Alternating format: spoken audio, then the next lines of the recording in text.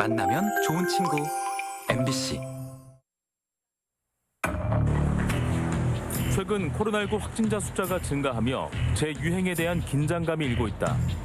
확진자 증가폭은 미미한 수준이지만 아직 긴장의 끈을 놓을 수 없는 상황. 코로나19 재유행에 대비해 우리의 일상을 점검해야 한다는 목소리가 높다.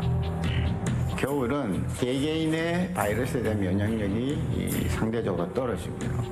중증으로 갈 위험이 더 크고 RS 바이러스라든지 그 다른 독감이라든지 이런 것들이 겹치기 때문에 훨씬 더 위험이.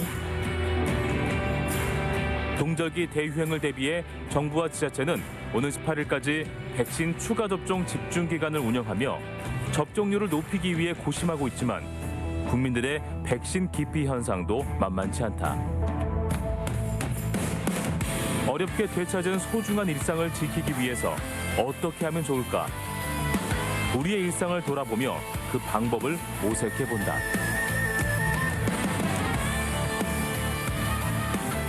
안녕하세요. 전주 MBC 특집 토론 코로나19 재유행, 우리의 일상은 안전한가 사회를 맡은 목소연입니다.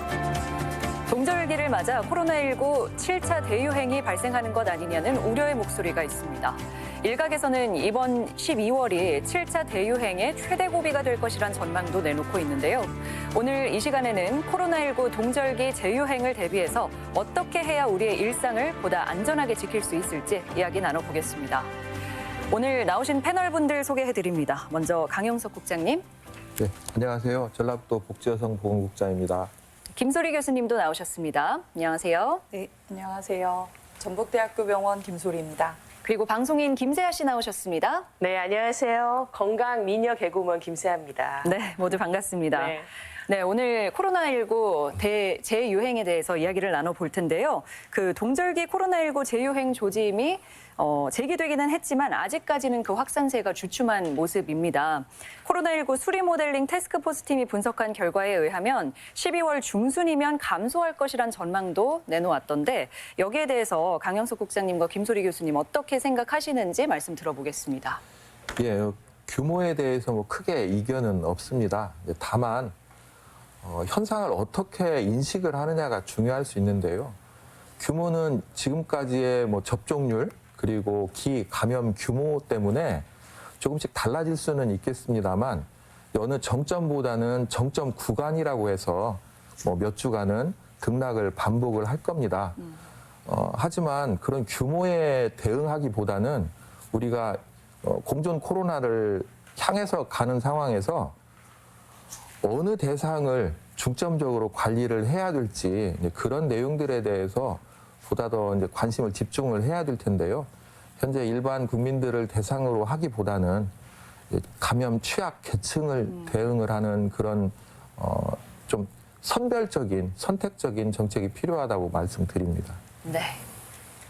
네, 확산세가 좀 주춤하다라고 보고가 되고 있기는 하지만 사실 7차 재유행에 들어갔다, 진입했다라고 해석하는 것이 맞을 것 같고요.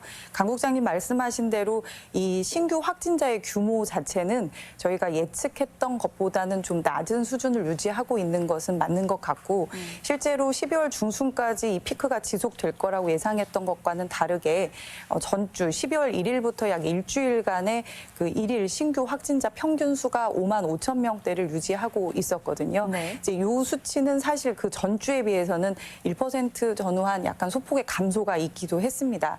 그렇다고 해서 이게 주춤했기 때문에 이제 유행이 점차 완화되는 것이냐라고 생각하기보다는 이게 동절기 유행이라는 점에 좀 집중을 해야 할 것 같고요. 이 동절기 유행의 경우에 있어서는 아무래도 위중증의 환자로의 진행이라던가 그리고 고령층을 포함한 고위험군의 사망률의 증가로 이어질 수 있는 위험도가 높다라는 점을 좀 관심을 가져야겠고 지난 5차나 6차 재유행에 비해서 7차 재유행에 지금 계속 보고되고 있는 내용 중에 하나인 이제 재감염 확진자 수의 비율입니다. 그래서 이 재감염 확진자 수의 관리에도 주목을 해야 할 필요가 있다고 생각합니다. 네. 김수리 교수님, 저는 궁금한 게요. 이게 독감하고 코로나하고는 이 초기 증상이 좀 유사해서 구분을 잘 못하겠더라고요. 저 같은 경우는 좀 느닷없는 오한이 와가지고 이건 좀 감기하고는 좀 다른데 이런 느낌이었는데 요즘에는 조금 감기보다도 약하게 지나가시는 분들도 있으니까 더 헷갈려 하시는 것 같아요. 좀 증상이 다른가요? 사실 코로나19의 증상이나 그리고 요새 유행하고 있는 인플루엔자 독감의 증상만 가지고 구분하기는 굉장히 어렵습니다. 왜냐하면 굉장히 증상이 다양하기도 하고요. 개별적으로 차이도 있을 뿐만 아니라 두 가지가 호흡기 바이러스다 보니까 나타나는 증상이 고열이나 또 근육통을 포함한 전신 증상 그리고 거기에 포함한 다양한 호흡기 증상들이 각 환자들마다 서로 다르게 나타나기 때문에 섣불리 독감, 코로나를 내가 자각하는 걸로 구분하기는 어려울 것 같고요. 최근에는 그래서 많은 병원에서도 이러한 유사 증상을 보이는 경우에 있어서는 독감과 코로나 검사를 동시에 진행하고 있습니다. 네. 사실 날이 추워지고 겨울이 되면은 뭐 재유행은 늘 있었던 것 같은데요. 이번 동절기 재유행이 이전의 코로나와는 좀 어떻게 다른지도 짚고 넘어가면 좋을 것 같아요. 먼저 국장님이 말씀해 주시겠어요? 예, 이전에는 우리 국민들께서 코로나를 대응하기 위한 방역수칙 준수에 굉장히 적극적이셨습니다. 그래서 다른 호흡기 감염들이 그 결과에 의해서 거의 발생을 하지 않았거든요.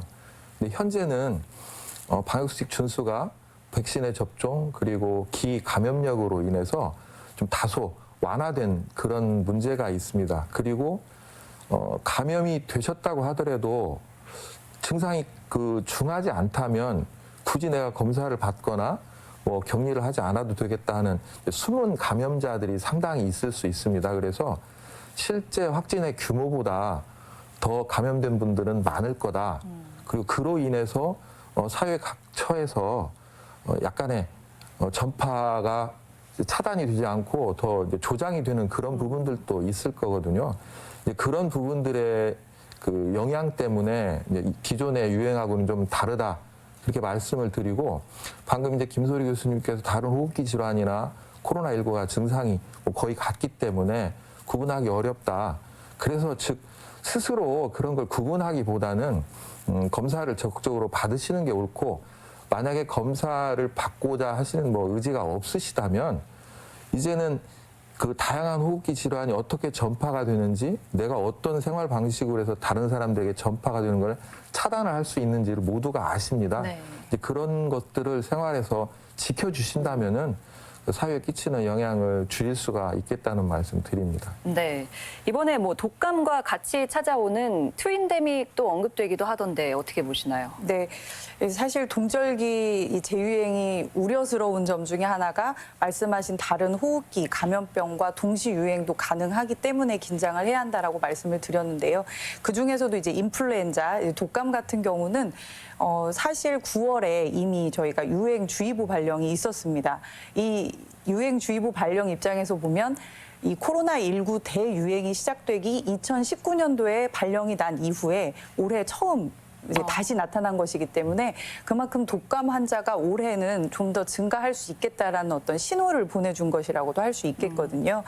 문제는 근 2년 동안 아주 엄격한 방역 수칙을 지키고 사회적 거리 두기를 지냈던 그런 동절기를 보냈기 때문에 이러한 독감을 포함한 여러 감기와 같은 호흡기 감염병들의 이 자연 면역력이 상당히 떨어져 있는 상태입니다. 물론 백신으로 이거를 보강하고자 하는 노력이 있기는 하지만 이런 점에서 볼 때 독감의 대유행이나 또는 독감 유행과 함께 코로나19의 이런 7차 유행이 함께 지속이 되는 트윈데믹이 좀 우려스럽긴 합니다. 네. 사실 이런 감염병에 있어서 문제가 되는 것은 이제 취약한 분들이잖아요. 그래서 그런데 최근 전라북도의 코로나19 중증 환자 상황은 어떤가요? 예, 우선 우리 전라북도가 환자분들을 위해서 이제 병상을 확보를 한 게 300병상 정도 규모가 됩니다. 그 중에 이제 중증 환자분들을 위해서 5개 병원에 80여 병상을 준비를 하고 있는데요. 현재 입원 현황이 0.8% 정도 보이고 있습니다. 그래서 만약에 1000명의 확진자가 발생을 한다면 그 확진자분들 중에 한 8명 정도가 병상에서 관리를 받게 되시는데요. 위중증도가 인구 구조 때문에 우리 전라북도가 이제 연세 드신 분들이 다른 지역들보다 좀 더 많기 때문에 다른 지역보다 한 5% 정도 좀 높은 비중을 보이고 있습니다. 그래서 위중증 환자분들 중에서 60세 이상의 연령군들이 차지하는 비율이 94% 정도로 거의 대부분 네. 그 60세 이상의 어르신들이 차지하고 있습니다. 이제 우리 전라북도의 중증화율이 0.7%, 그러니까 0.8%라고 아까 제가 뭐 입원 비율을 말씀을 드렸는데요. 거의 대부분이 중증 환자분일 수 있다는 거죠. 현재는 대부분의 경우에 재택 치료를 기본으로 하고 있고 좀 위험성을 가지고 계신 분들 그리고 위험할 가능성을 가지고 계신 분들을 병상에서 이렇게 치료 관리를 해드리고 있는 상황입니다. 네, 뭐 지금은 도내 전반적인 수치를 말씀해 주셨고 전북대병원의 상황은 어떤가요? 전북대병원 같은 경우에는 사실 그동안 여러 차례 재유행기, 대유행기를 거치면서 어느 정도 이런 코로나19 신규 확진자가 이제 발견이 되고 진단이 됐을 때 어떻게 분류하고 또 어떻게 치료할 것인가에 대한 체계화가 좀 상당히 잡힌 모양입니다. 지난 4차까지는 처음 맞이한 그 감염병에 대해서 병상 부족 문제도 심각했었고 일반 환자들의 병동을 코로나 환자에게 양보하는 식의 이러한 그 전환을 많이 요구를 했었는데요. 네. 사실 다행스럽게 이런 체계화와 함께 저희 병원 같은 경우에는 지난 6월부터 감염관리센터가 가동을 시작해서 운영 중에 있는 상태이고요. 이 감염관리센터에는 감염병 환자 전용 사용할 수 있는 음압 일반 병실과 중환자실이 현재 보유되고 가동되고 있는 상태여서 이제 코로나19 환자가 발생됨이 확인이 되고 진단이 되게 되면 이 감염내과 전문의 선생님 그리고 감염관리팀에서 이 환자들을 각자 분류해서 감염관리센터에 입원을 시킬 것인지 또는 코로나19 전담 병원으로 전원을 시킬 것인지 또는 재택격리와 같은 격리치료를 권고할 것인지를 정해서 현재 상황에서는 예전과 같은 병상 대란은 없는 상태다라고 말씀드릴 수 있을 것 같습니다. 네, 의료 시스템은 많이 안정화된 네. 모습인데요. 그래서 전문가들은 이번 동절기 유행을 막기 위해서 어느 때보다 백신 접종이 필요하다 또 강조하고 있습니다. 과연 시민들은 이번 동절기 추가 백신 접종에 대해서 어떻게 생각할지가 또 궁금한데요. 네. 세아 씨가 시민들 직접 만나고 오셨다고요. 그렇습니다. 한때는 정말 저희가 줄을 서서 열심히 맞지 않았습니까? 네. 지금 분위기는 어떨지 굉장히 궁금하시죠? 백신 접종 현장에 제가 직접 찾아가 봤는데요. 다양한 분들을 만나고 왔습니다. 영상으로 함께 보실까요? 전주의 어느 한 병원인데요. 코로나 동절기 추가 백신 접종을 하는 분들이 계신다고 해서 제가 찾아가 봤습니다.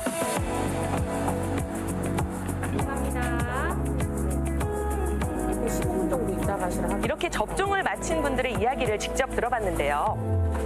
안녕하세요. 어머니, 지금 접종 맞으신 거죠? 지금 몇 차 맞으셨나요? 5차라고 봐야죠. 5차요? 야, 아니 그러면 그동안 코로나는 안 걸리셨나요? 코로나 걸렸었어요. 그럼에도 불구하고 이렇게 5차 접종을 하시는 이유가 있을까요?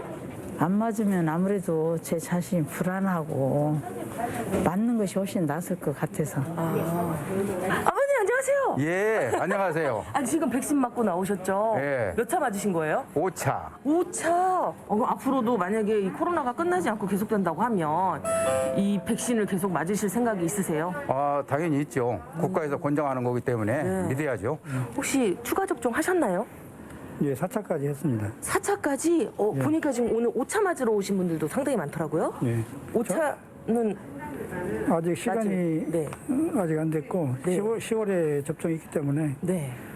앞으로 5차 계획은 하고 있습니다. 앞으로 그럼 만약에 코로나가 끝나지 않고 계속된다. 그러면 6차, 7차, 8차 이렇게 계속 맞으실 건가요? 뭐 국가에서 권장을 해주신다면 아니면 자비로라도 해야죠.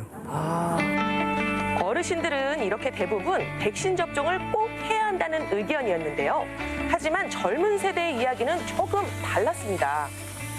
몇 차까지 마셨어요? 2차까지 했어요. 2차까지? 우리 친구는? 저는 3차까지. 3차까지? 보니까 지금 2차까지 맞고 안 맞으신 이유도 있을 것 같아요. 맞아도 걸리고 안 맞아도 걸리니까. 주변에서. 그러면 앞으로 추가 접종 의사는 없으세요? 네. 왜 그런 거죠? 안 걸리니까. 안 걸리니까. 혹시 코로나 백신 추가 접종 맞으셨나요? 아니요, 아직 안 맞았어요. 몇 차까지 맞으셨어요? 3차까지만 맞았어요. 접종을 안 하신 이유가 있으실까요? 그전에는 접종을 꼭 해야 한다고 생각을 했거든요. 네. 근데 막상 코로나가 걸리고 난 다음에는 굳이 이렇게 백신을 맞을 필요가 있나 그런 생각이 들더라고요. 전주 화산 선별 진료소도 가봤는데요. 예전보다는 비교적 한산하더라고요. 하지만 지금 그래프 보이시나요? 10월 중순 이후부터는 확진자 수가 계속 증가하고 있습니다.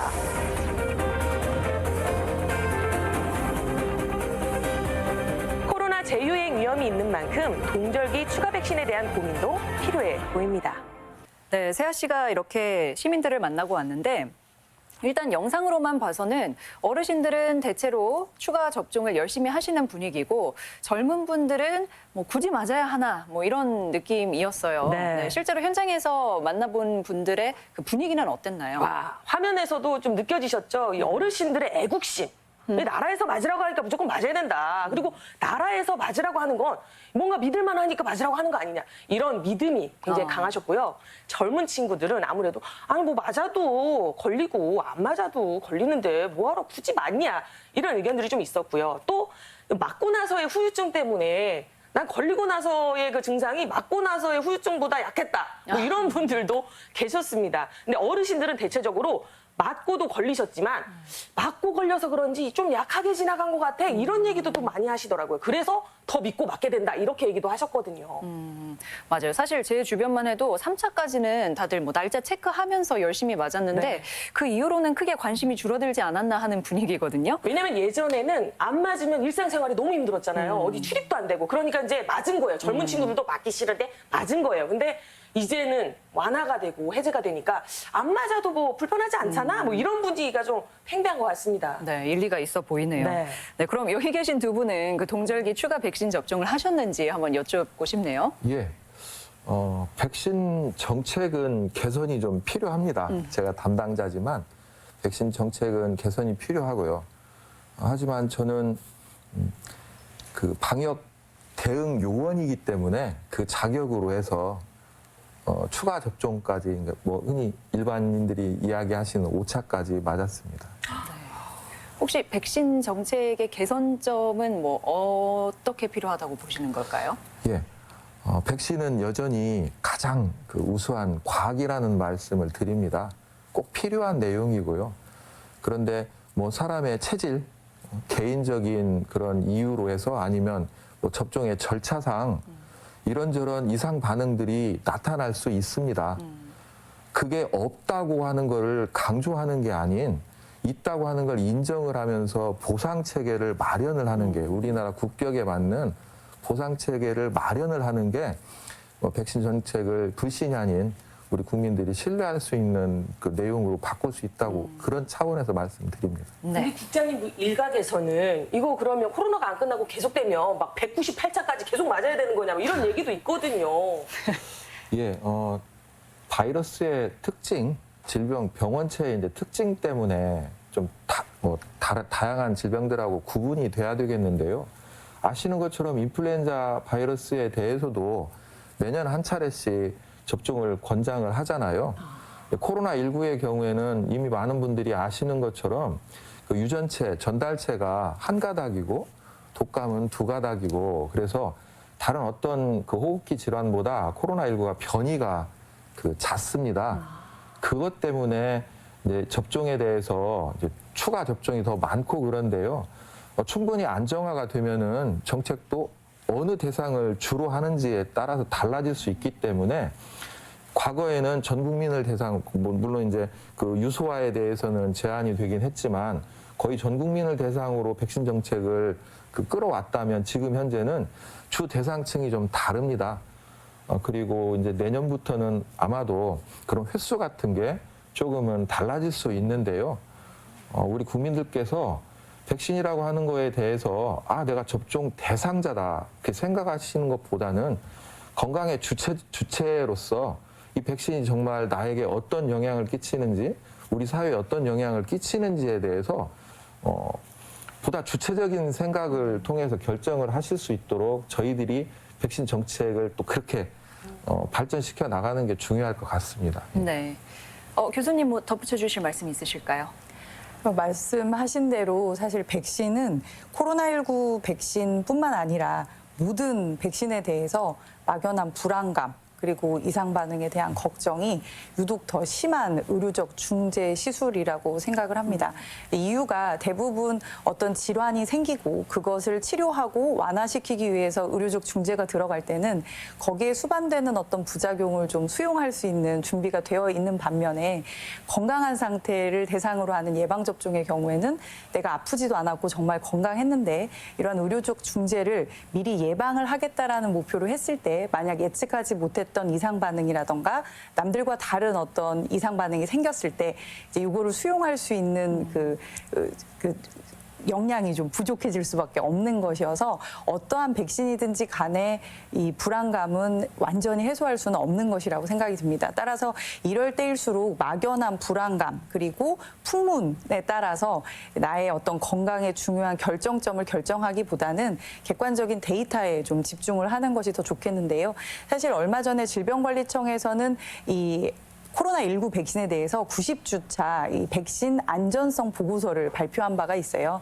이제 사실 많은 풍문이나 불안감에서는 백신 맞고 힘든 사람이 더 많다라고 이렇게 이해하고 계신 일반인들도 많으신데 네. 이 신고가 된 보고율을 따르면 보통 전체 이제 기초접종이라고 하는 저희가 보통 3차, 4차까지를 기초접종, 요새 이제 새로 시작하는 동절기 추가 백신 이렇게 구분을 하고 있는데 최근 몇 번 시작됐던 동절기 백신까지를 포함해서 이상 반응 신고율이 그러니까 이상 반응으로 인정이 되지 않은 신고율만 했을 때 보통 1000번의 예방접종을 했을 때 약 3.6건이라고 합니다. 이 중에서 주요 이상 반응으로 다시 축소를 시키게 되면 한 0.13건 정도 되니까 10,000번의 접종을 할 때 한 번 정도 이상 사례 신고가 이루어지는 이제 이 정도라면 상당히 낮은 빈도에 어떻게 보면 부작용일 수 있다라고 해석을 해볼 수도 있습니다. 그런데 물론 나에게 발생하면 그것이 사실 수치상으로 아무것도 중요한 게 아니다라고 해석할 수도 있지만 이럴 때일수록 좀 객관적이고 보편적인 데이터에 기초해서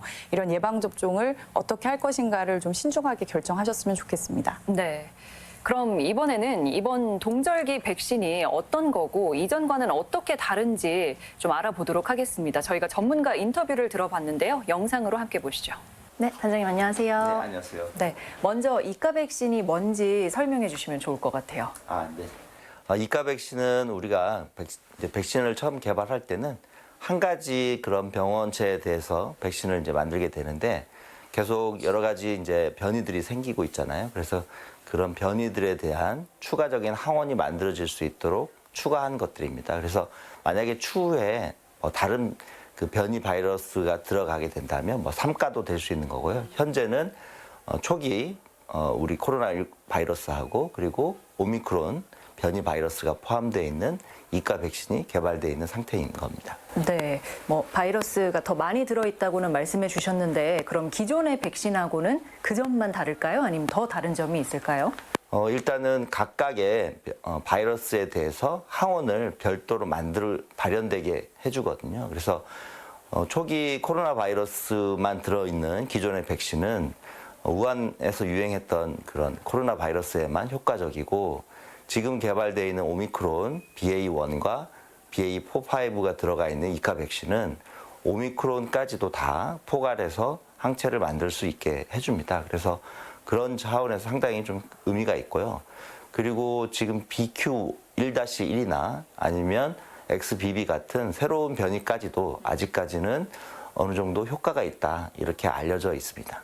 네, 그러면 우리가 코로나 백신 접종을 주기적으로 매해 하든지 이렇게 되는 걸까요?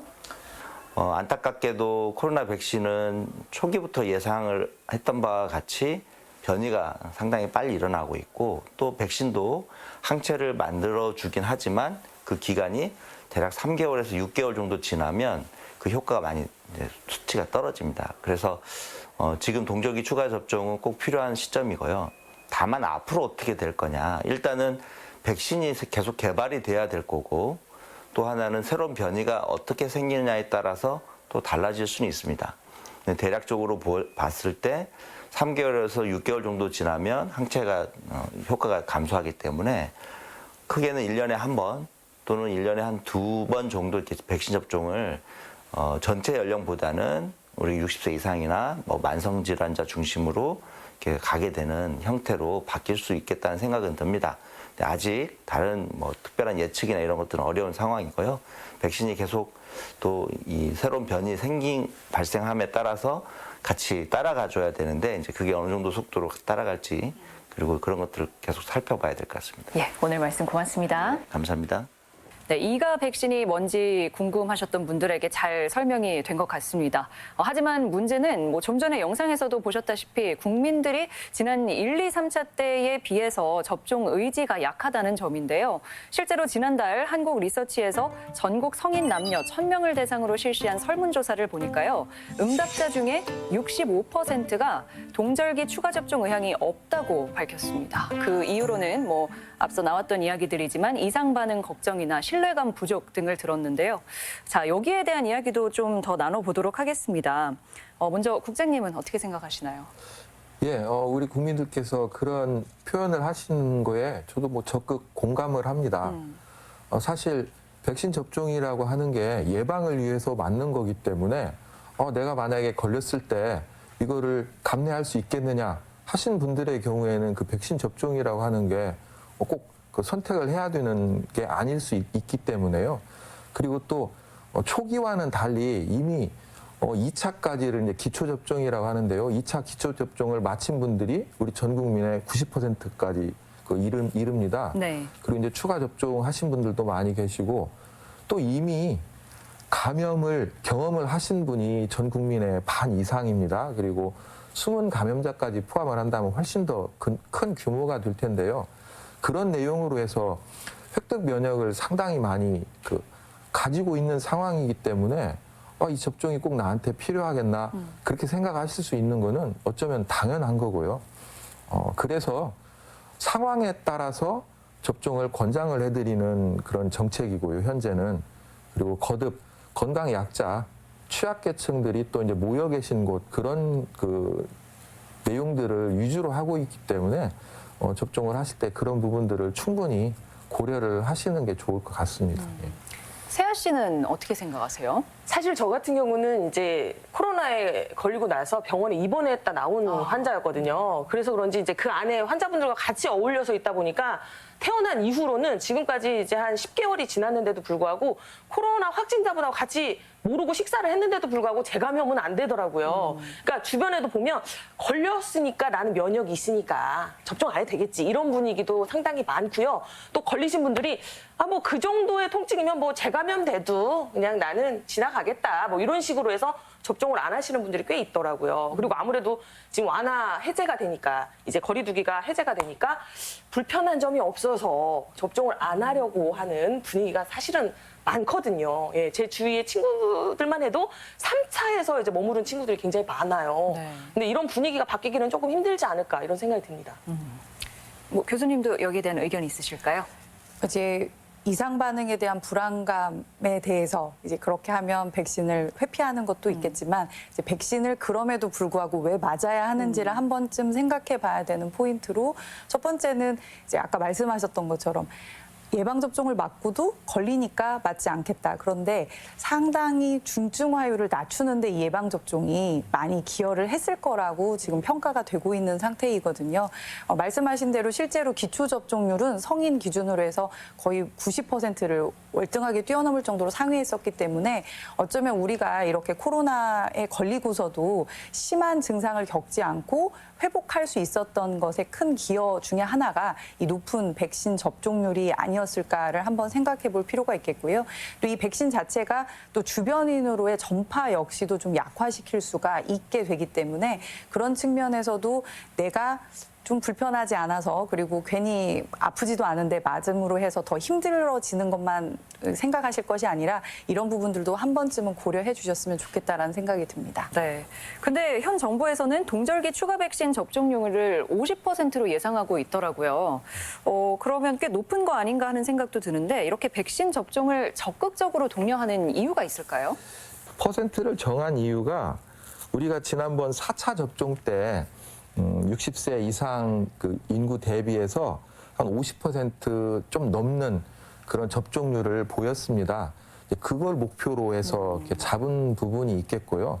그리고 목표는 원래 약간 높게 잡고 거기 위해서 최선을 다하는 거기 때문에 그런 목표가 뭐 개인에게 주는 영향은 없을 것 같고 이런 정도 목표를 달성을 했을 때라야만이 우리 사회가 감염병으로부터 조금은 더 안전한 사회가 되지 않을까 그런 내용으로 이해를 해주시길 바랍니다. 네, 이렇게 백신 접종을 독려하는 것도 우리의 일상을 회복하기 위해서인데요.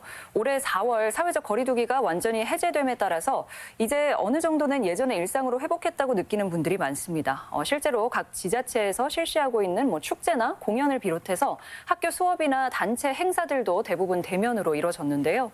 그렇다면 우리의 일상이 코로나19 이전과 비교했을 때 정말 얼마나 돌아온 걸까요? 이번에도 세아 씨를 통해서 한번 알아본다고요? 그렇습니다. 제가 또 발로 뛰는 사람이잖아요. 또 일상이 어떻게 변화가 있는지 현장에 직접 가봤거든요. 영상 함께 보시면서 이야기 나눠볼까요? 코로나와 함께하는 삶이 3년째 이어지고 있습니다. 7번의 유행을 거치면서 방역도 많이 완화된 모습을 보이고 있는데요. 지난 4월에 사회적 거리두기가 2년 만에 전격 해제가 되었죠. 우리 시민분들의 삶은 또 어떻게 나아졌는지, 일상을 찾아가고 있는지 너무 궁금하잖아요. 제가 직접 가서 한번 이야기를 들어보도록 하겠습니다. 가시죠. 가장 먼저 전주시 서심동의 어느 식당을 찾아갔습니다. 지난 2015년부터 외식업을 하신 김수정 씨를 만나서 이야기를 한번 들어봤는데요.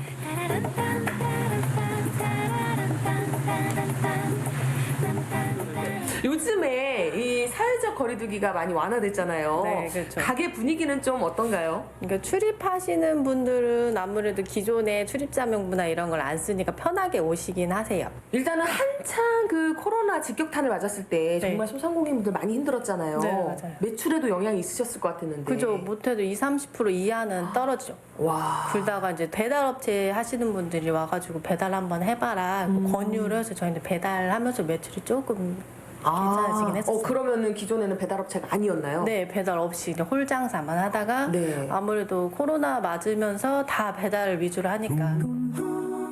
자, 또 전주하면 콩나물국밥을 빼놓고 얘기할 수 없죠. 오래된 콩나물국밥집도 찾아가 봤습니다. 사장님, 요즘에 코로나 이 거리두기가 좀 완화됐잖아요. 그렇죠, 네. 가게 매출에 영향이 좀 있을까요? 아니에요. 네? 저도 많이 기대는 했는데요. 저희가 24시간을 했었거든요. 네. 근데 지금 아직은 24시간을 못 하고 있어요. 마음이 편치를 않아요. 혹시라도 이 감기 환자들이 또 와서 그러지는 않을까. 또 우리가 조심스러워요. 그리고 밤에 일할 사람도 없어요. 예, 인력도 부족하고 그래서 이거 방법이 뭐가 있나. 뭐 환기는 잘 시키고 있지만요. 마음은 안 편해요. 아주 옛날로 돌아가지는 않을 것 같아요. 왠지. 자, 이번에는 여행사를 찾아가 이야기를 들어봤는데요. 이분은 30년 동안 여행업계에 종사한 베테랑이시더라고요. 예년 같으면 크리스마스와 연말을 앞두고 특수를 누려야 할 때인데 좀 한산한 모습입니다. 저희는 사실 이제 언론을 통해서 본 게 다기 때문에 어느 정도로 힘들었을지 정말 그 가늠이 안 되는데 정말 어느 정도까지 좀 힘드셨나요? 사실 저희가 이제 그 정부 지원을 받기 위해서는 매출 신고를 확인을 해야 되거든요. 네. 없었어요. 다 마이너스였어요. 네. 그러니까 환불을 하다 보니까 마이너스가 되고요. 그러네. 그러니까 0이 되는 거죠. 매출의 개념은 없어서. 그래서 지원을 받았던 것 같아요. 지금 동절기를 맞아서 코로나가 지금 재유행하고 있는 상황이거든요. 그로 인한 어떤 뭐 예약 취소나 항공권 취소 이런 전화도 많이 있는 편인가요? 우리 이제 고객님들도 거의 2년을 그런 경험을 해서 그런지 가고 싶은 곳을 꼭 가야 되는 그 욕망이 그 니즈는 굽히지는 못하나 봐요. 10월달, 11월달부터 저희가 내년 23년도 3월 거까지 작업을 했거든요. 근데 걱정하시는 전화는 없으세요. 그 또 일정을 잡으면서도 내가 가본 곳을 또 가시는 분이 더 많아요. 왜냐면 내가 안전하고 내가 좋았던 추억을 다시 한번 가려고 하시는 분이니까 제가 뭐 리마인드 웨딩이 있듯이 리마인드 투어처럼 같은 곳을 또 가는 거예요. 코로나로 지역에서 활동하는 예술인들도 힘든 시간을 보냈죠. 60주년을 맞은 창작극회가 기념 공연 꿈속에서 꿈을 꾸다 연습을 하고 있어서 그 현장도 찾아가 봤습니다. 러시아가 깜짝깜짝 유행하는 춤인가? 코로나 시기를 겪어내면서 우리 지역 예술인들이 굉장히 힘든 시간을 보냈잖아요. 그 힘든 시간 속에서 어떠한 어려움들이 있었는지 좀 궁금합니다. 네, 이미 3년째 겪고 있는 이 팬데믹 현상이 저희한테는 직격탄이었습니다. 왜냐하면 연극이라는 것은 현장에서 이루어지는 예술이고 관객들이 오셔야지 성립되는 그런 장르이기 때문에 저희한테는 아주 끔찍하고 힘든 시기였던 것 같습니다. 그래도 조금은 희망이라고 한다면 이제 거리두기가 완화가 되면서 조금은 봄날이 온 것 같거든요. 협회장님 보시기에 지금 약간 그 연극계 그리고 예술계에 좀 변화가 있는 것 같습니까? 예, 아무래도 첫 해보다는 무디어져서 그런 것일 수도 있고 거기에 대한 여러 가지 대책이나 대안들을 마련해가는 과정에 있어서 희망적이라고 볼 수 있습니다. 단지 하나 지금은 관객들이 환호하는 것조차를 좌절시키고 있는 그런 차원이고 마스크 속에 갇혀 있는 여러 가지 호흡들이 배우하고 관객들하고 제대로 된 교류 이런 것들을 방해하는 그런 실정이 있습니다.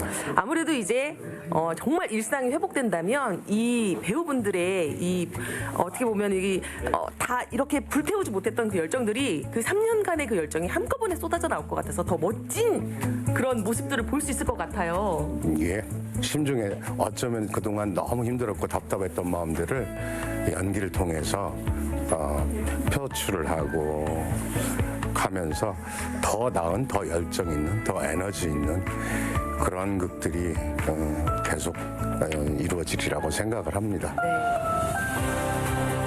코로나19와 함께한 3년. 일상 회복으로 나아가는 과정에 있지만요.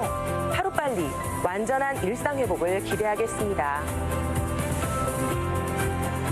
네, 김세아 씨가 정말 여러 곳을 다녀오셨네요. 네, 정말 바빴어요. 네.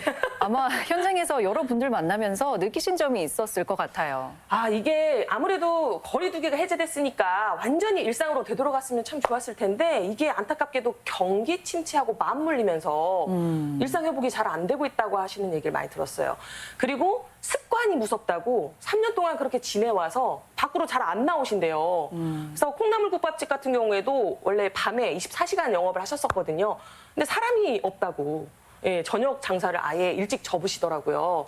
그러니까 이런 분위기. 가게에 가서 식당에 가서 식사를 하셔도 되는데 배달하는 거에 익숙해져서 습관처럼 또 배달을 하는 이런 분위기가 있어서 아무래도 경기가 예전처럼 다시 돌아오기에는 좀 시간이 필요하지 않나 이런 생각이 좀 들었습니다. 네, 맞습니다. 사실 직격탄을 맞았던 업계나 분야는 아직 그렇게 회복되지는 않은 것 같다는 의견인 것 같은데요. 그렇다면 두 분이 느끼시는 일상 회복 어느 정도 체감하실까요? 예, 저는 가끔 이렇게 도청 맞은편이 도청 맞은편이 이렇게 젊은이들의 거리입니다. 이렇게 지나다 보면 상당히 일상 회복이 됐구나 그런 생각하면서 조금은 안타까운 부분들이 있습니다. 수칙을 지켜주시는 분들 중에 어떤 분들은 이제 적극적 준수죠.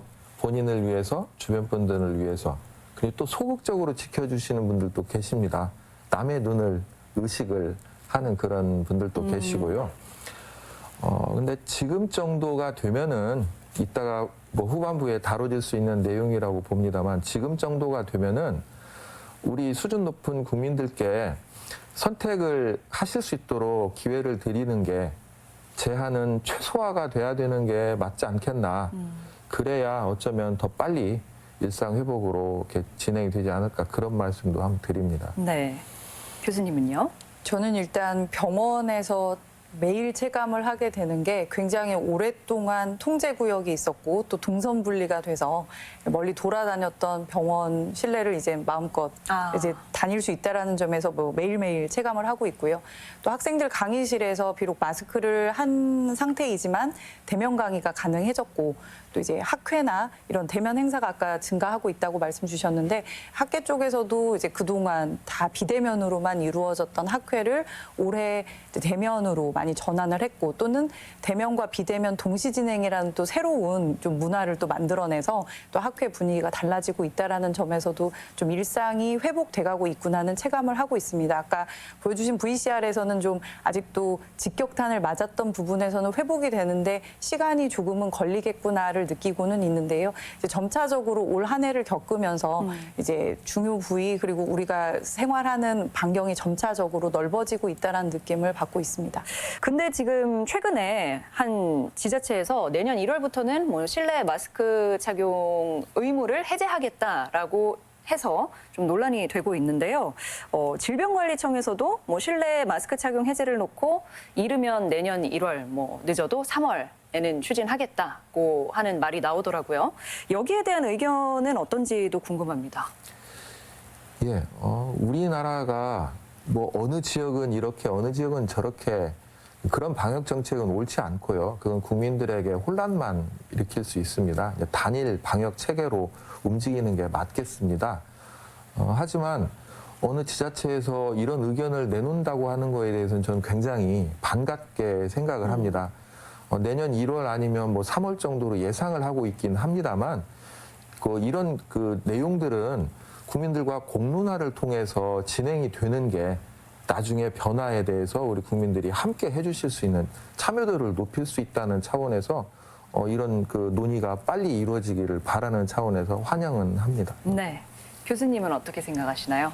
네, 저희는 이제 국내 실정을 생각해 볼 때 사실 각 지자체별로 서로 다른 방역 지침을 내는 거는 실효성이 없다라는 생각이 듭니다. 왜냐하면 미국과 같이 굉장히 광활한 그 국토 면적을 가지고 있어서 주별로 이게 방역 지침을 가지고 있는 것과는 달리 우리나라의 경우에는 일일 생활권역의 나라이기 때문에요. 사실 이 방역 지침을 지자체별로 내세운다 하더라도 이게 실효성을 거두기는 좀 어렵지 않을까라는 생각이 들어서 이 전문가의 의견에 기반한 이 일원화가 원칙이 되어야 한다는 것에는 강 국장님 의견에 동의를 하고 사실 코로나 전담 대응팀에서 이 1월까지는 좀 실내 마스크 착용은 좀 참아주세요, 지켜주세요 이렇게 이야기를 했었고 그 대응팀에서는 지금 면밀하게 회의를 하고 있는 내용들이 내년 봄 정도에는 이제 실내 마스크 해제도 고려 중이다라고 발표를 한 바가 있습니다. 그래서 이런 일원화된 단계에서 실내 마스크 착용 해제 여부는 결정이 되고 방역 지침도 일원화돼서 함께 지킬 수 있으면 좋겠다라는 생각이 들고요. 제 개인적으로는 이 실내 마스크 문제가 굉장히 많은 의견들을 낳고는 있는데 이 실내 마스크가 이제 전면 해제가 되고 뭐 자율에 맡긴다, 이제 이렇게 된다 하더라도 고위험 시설, 그러니까 저희 같은 의료기관이라던가 또는 그 고위험군의 집단시설, 요양기관 이제 이런 데서는 적어도 실내 마스크 착용이 어느 정도 지금처럼 방역수칙의 권고사항으로 유지가 되고 있어서 서로 지켜줄 수 있었으면 좋겠다라는 생각이 좀 듭니다. 네. 근데 이 마스크에서 자유로워지는 것을 모두가 다 반기진 않습니다. 왜냐하면 그동안에 뭐 소위 우스갯소리로 마기꾼이라고 이제 마스크 사기꾼 뭐 이런 얘기 있잖아요. 이런 분들은 이 혜택을 많이 받기 때문에 벗는 게 좀 주저되는 게 사실이고요. 그리고 또 저도 이제 여자지만 화장 안 하고 살았던 3년이 너무 편했거든요. 그런 또 편리함이 또 있습니다. 근데 또 이 마스크를 또 벗게 되면 편하잖아요. 근데 요게 오히려 백신 추가 접종에 좀 붐을 일으키지 않을까 이런 생각도 들거든요. 마스크 이제 다 벗고 생활하며 불안해서라도 안 맞았던 백신 접종을 추가로 맞지 않을까 이런 생각도 있습니다. 그리고 백신을 안 맞거나 혹은 아직까지 코로나에 안 걸리신 분들은 또 불안해서 못 벗을 것 같거든요. 그러니까 여러 가지로 좀 분위기가 벗는 분도 있고 안 벗는 분도 있고 좀 다양하게 나타날 것 같습니다. 일상 회복을 하는 건 뭐 우리 모두가 바라는 바입니다. 그래서 좀 더 안전한 일상을 지키기 위해서는 현재 어떤 것들이 필요하다고 생각하시는지 말씀 들어보겠습니다. 예, 주체의식, 주인의식, 대상자가 아닌 직접 담당자가 돼주셨으면, 개인의 건강 관리자가 돼주셨으면 하는 마음인데요. 생활의 과학화, 어떤 바이러스 병원체가 우리 눈, 코, 입으로 들어옵니다. 처음 맞이한 것보다는 경험을 한 사람이 더 효과적으로 방어를 할 수 있기 때문에 예방접종을 권해드리는 거고, 눈, 코, 입을 효과적으로 방어할 수 있는 게 마스크입니다. 그 기침 예절이라고 하는 거는 기침을 통해서 밖으로 바이러스가 나갈 수 있는데 예절을 좀 지키면 그 나가는 양을 줄일 수 있는 거가 되겠고요. 손 씻기를 강조를 해드리는 거는 손을 통해서 멀리 다른 사람들에게 전파가 될 수 있기 때문에, 그리고 환기라고 하는 거는 그 안에 우리가 잘 모르는 어떤 분이 감염 상태로 다녀가셨을 수도 있기 때문에 환기를 말씀을 드리는 거고, 이런저런 집기에 묻어 있을 수 있기 때문에 소독을 권해드리는 거고, 이런 내용들을 이해를 하신다면은 아주 자연스럽게 먼 훗날에도 다른 감염병에 대해서 대응하실 수 있거든요. 그래서 현재는 이게 왜 지켜야 되느냐, 국가가 시켜서 어쩔 수 없이 소극적인 게 아니고, 네. 내가 그 주체가 돼서 적극적으로 이해를 해주시고 하신다면 그게 가장 바람직한 거기 때문에 그런 내용으로 생활 속에 문화로 정착이 되기를 바랍니다. 네. 이 안전한 일상이 어떻게 보면 목표가 될 것 같은데요. 조금은 달라진 일상으로의 복귀가 되지 않을까라고 생각을 합니다. 이 안에는 앞서 강 국장님 말씀해 주셨던 이 방역 수칙을 생활화해서 그리고 불편하지 않는 일상을 유지할 수 있는 이제 이러한 개념이 좀 많이 보편화가 됐으면 좋겠다라는 생각이 드는데요. 이미 3년 전 우리가 처음 코로나를 만났을 때에 비하면 지금은 사실 저희가 가지고 있는 무기가 좀 많이 생겼습니다. 백신도 생겼고 치료제라던가 그리고 치료 방안이라던가 대처 방안도 많이 늘어났습니다. 네. 그런데 비단 앞으로 이런 감염병은 코로나19에서 멈출 것으로 보이지 않기 때문에 미래 사회를 위해서 그리고 우리 다음의 세대를 위해서도 이러한 안전한 일상을 위한 그 생활 속의 방역이 어느 정도는 이 몸 안에 이제 체득이 되어서 지내는 것이 필요하지 않을까 이제 이렇게 생각해봤습니다. 네. 오늘 코로나19 재유행에 대해서 이야기를 나눠봤는데요. 마지막으로 각자 하실 말씀 있으시면 들어보고 마무리하겠습니다. 예, 방금 김소리 교수님께서도 이야기를 주셨는데요. 이후에도 다양한 그런 감염병들이 연이어 발생할 수 있습니다. 우리 국민들이 어떤 방역의 대상자가 아닌 또 동반자가, 관리자가 되실 수 있도록 교육기관에서는 이런 보건교육을 조금 더 충실하게 강화시켜 나가고, 또 이제 다양한 집단 시설들, 특히 건강약자들을 돌봐드리는 시설들에서는 감염병 관리라든지 그런 기능들을 좀 강화시켜 나가는 게 꼭 필요할 것 같습니다. 이전과 달라진 게 없다면 우리가 맞이할 미래도 이전하고 똑같을 수밖에 없거든요. 이전과 달라지길 원한다면은 그런 내용들이 달라져야 되기 때문에 저희 방역 당국에서도 그런 부분들에 있어서 최선을 다하겠고요. 국민들께서도 그런 내용으로 함께 해주시면 감사하겠습니다. 네. 저는 이제 많은 분들이 사실 이 3년을 겪으면서 내가 왜 이러한 시대에 살면서 이런 손해를 봐야 하나, 왜 나는 이렇게 남들은 겪지도 않았던 엄청난 전 세계 감염병 대유행 시기를 거치나 우울하고 암울한 생각을 많이 하셨던 것 같은데요. 근데 사실 길게 역사적으로 보게 되면 인류가 한 칸씩 발전을 할 때는 이런 큰 감염병이 한 번씩 휩쓸고 지나간 다음에 굉장한 발전이 있었다라고도 말씀드릴 수 있습니다. 사실 위생이라는 개념을 제대로 인지하지 못하고 수세기 동안 살아오다가 이 감염병이 휩쓸고 난 다음에 위생이 얼마나 중요한지를 알고 우리의 수명도 길어지고 또 건강 상태가 좋아졌던 것처럼 이번 코로나 대유행은 우리에게 손해만 끼치고 또 위축만 시켰던 부분이 아니고 이미 이 3년이라는 시간 동안 많은 의료기술의 발전 그리고 많은 대중들의 이 방역에 대한 인식 수준이 상당히 높아지는 이런 여러 가지 효과를 거뒀다라고도 보고 있어서요.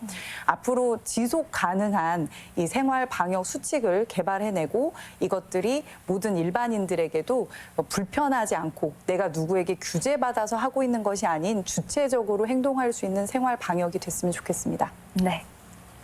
네. 자기 건강은 자기가 지켜야 되겠죠. 저도 요즘에 면역을 좀 더 끌어올려야겠다 이런 생각을 했습니다. 뭐 때마다 이런 유행이 있을 때마다 꼭 유행에 민감해서 그런지 꼭 걸리고 지나가더라고요. 그래서 다음에 혹시 감염병이 오면 정말 면역으로 좀 이겨내보고 싶고, 그리고 이 생활 속에서 하는 그 정말 관리가 정말 중요한 것 같아요. 예전 같으면 그냥 뭐 이렇게 예를 들면 뭘 만져도 손에 소독제로 뭐 소독하고 이런 거 일절 없었잖아요. 그냥 뭐 만졌다가도 먹기도 하고 이랬는데 지금은 코로나가 아니더라도 앞으로도 그 습관은 계속 유지할 것 같아요. 앞으로 코로나가 종식이 되든 안 되든 이런 생활 속에서 지켜왔던 이런 건강에 관련된 이런 생활 수칙들은 계속 이어나가면 어떨까 이런 생각이 들었습니다. 네. 네. 자, 오늘 특집 토론으로 코로나19 재유행에 대비해서 우리의 일상을 재점검하고 또 생활 속 방역 수칙을 함께 고민하고 되돌아보는 시간 가져봤습니다. 아직 우리의 일상에서 코로나19를 완전히 떼놓고 생각할 수는 없습니다만 지난 시간들을 잘 이겨왔듯이 생활 속에서 방역 수칙을 잘 지키고 또 경각심을 잃지 않는다면 우리의 일상도 이전의 단계로 서서히 돌아갈 수 있지 않을까 생각이 듭니다. 자, 오늘 나와주신 세 분 모두 고맙습니다. 네, 오늘 함께해 주신 여러분 고맙습니다.